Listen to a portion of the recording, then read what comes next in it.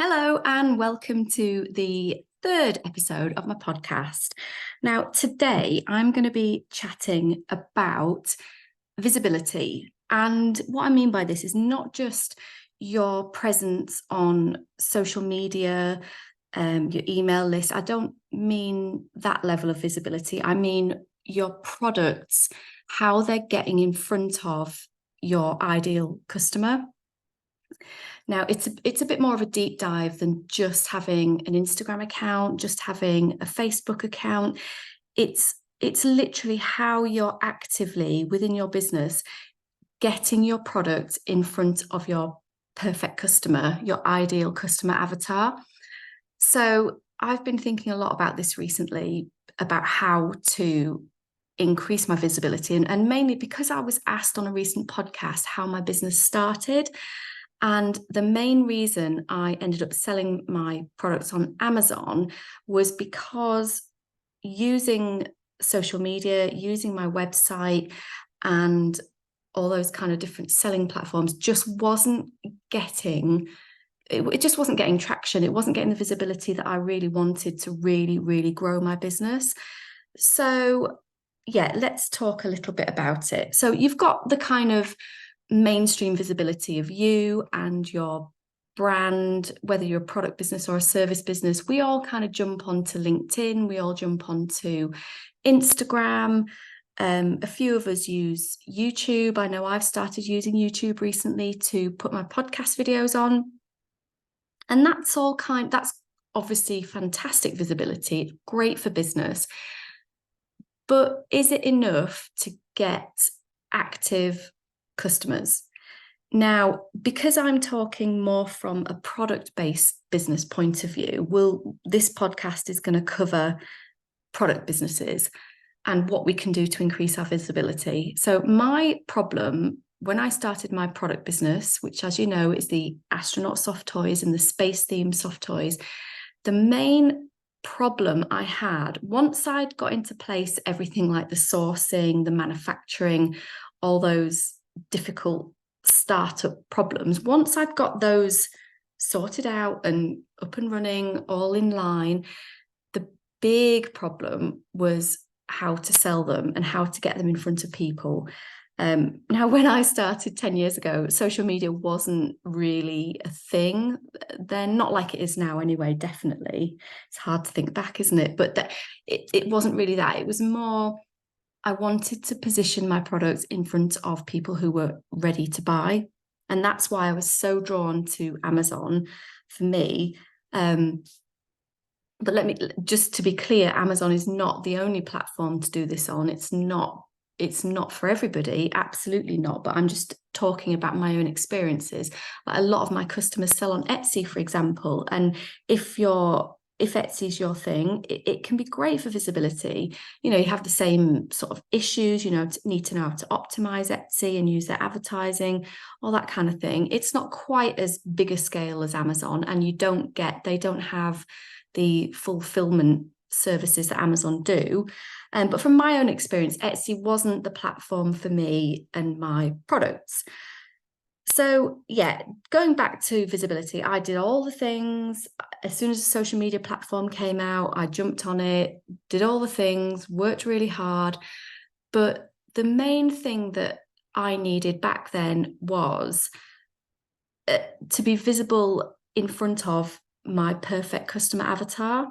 If you haven't got your perfect customer avatar set up in your business, don't worry. I'm going to be doing a whole podcast about that, because it transpires that it's really important to know who your perfect customer is. And this was something that I constantly work on in my business. Where are they? Who are they?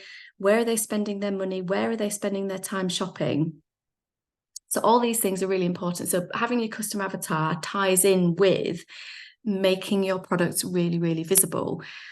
So my journey with visibility and traction, first of all, I set up my website, and website SEO is not my forte. It's something I'm going to start learning a lot more about now, but back then it wasn't my forte at all. And I was finding that people would come on the website, but they weren't necessarily in shop mode, if that makes sense. It's shopping mode. They weren't there to necessarily buy. They're there to look, get ideas. And then when I did my research, I did look into Etsy, I looked into eBay as well, both really good platforms for the right kind of product. But to me, Amazon for my products fitted the bill. First of all, I knew that I could take my business internationally, and that is something that was in part of my strategy. I knew that that's what I wanted to do. The UK market where I'm based wasn't going to be big enough for my aspirations, my dreams and aspirations for my business. I kind of knew quite firmly early on where I wanted to take my business.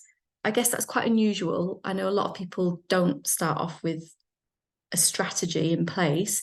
But anyway, Amazon fitted that bill.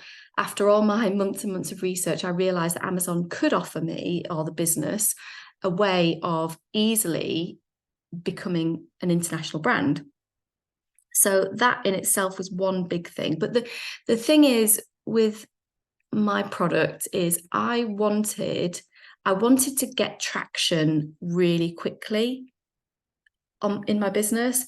I wanted sales to flow in regularly, which meant I needed to get my products in front of a lot of ready to buy customers.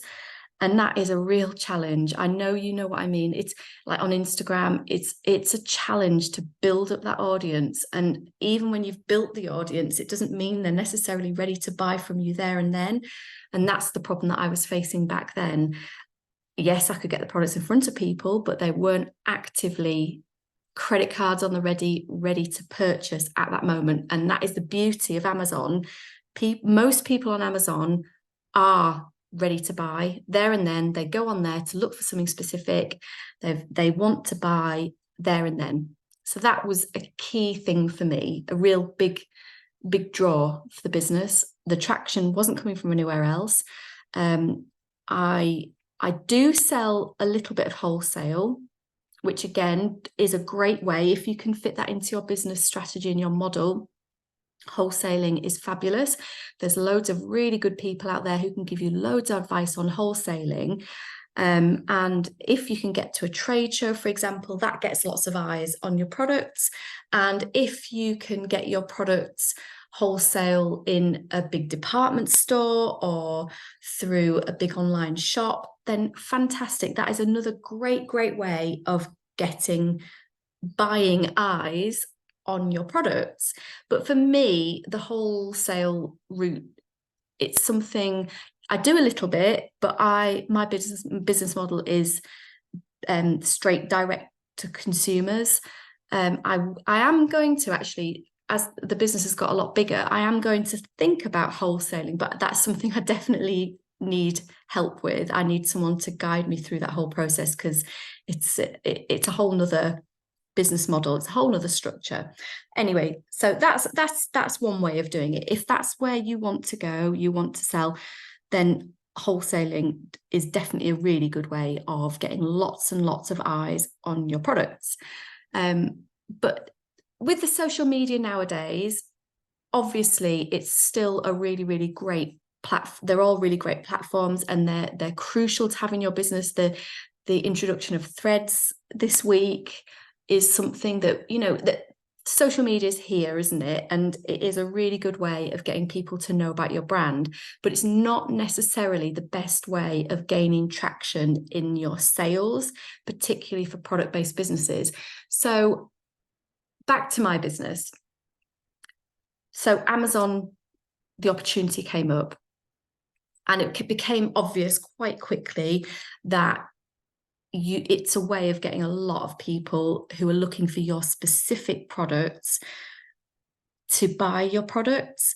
It does work. It does work. You need to obviously optimize everything, do all the things that you need to do to set up, but it's the biggest selling platform in the world. It has been for a while. It's on a trajectory to continue that way. So it's definitely worth thinking about adding to your revenue stream. And this is what I tell people: you don't have to go in on any particular platform. Like if Etsy is your platform of choice, you don't only have to sell on Etsy. You can expand and have lots of different revenue streams. You can do wholesale, Etsy, Amazon, eBay if you choose, and sell on your website and sell on social media. The more revenue streams, the better, really. You've just got to kind of pick one at a time, work it out, figure out how to really utilize it to the best of your ability. But there's absolutely no reason. And Pinterest's a great one for driving customers to your website or to your Amazon listings or wherever.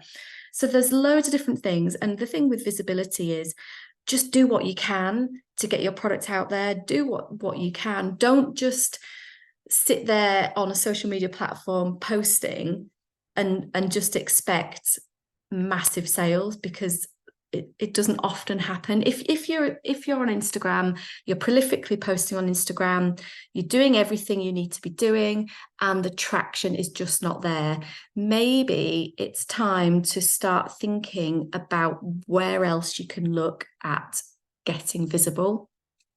Another one that I'm exploring in my Amazon coaching business, because that's a relatively new business for me. I've done lots of one-to-ones, but the coaching, it's new. So I know that posting a few times on Instagram isn't enough for that. I know that I need to be doing podcasting. I need to be borrowing other people's audiences, i.e. going on other people's podcasts, all those things. I know that I can't just rely on social media. And it's the same with the product business. You can't rely on one revenue stream. So yeah, that's basically my message today in this podcast, is think about all the ways that you can get visibility in your business. Where can you go to get traction? How many platforms can you go on, can you be on? And the answer to that is loads. Just do loads, try them. Some of them will stand out a lot more than others. Like a lot of my clients and students have great, massive success on Etsy. They've learned how to optimize everything, and it's become a really great revenue stream. For me, that platform is Amazon. I do actually know a few people who had massive success on eBay, but I know eBay isn't quite the platform for me. It's not really where you go to buy brand new, really high quality soft toys. And I kind of know that. I've dabbled in it, tried it. It's not been the best for me, but I've tried it.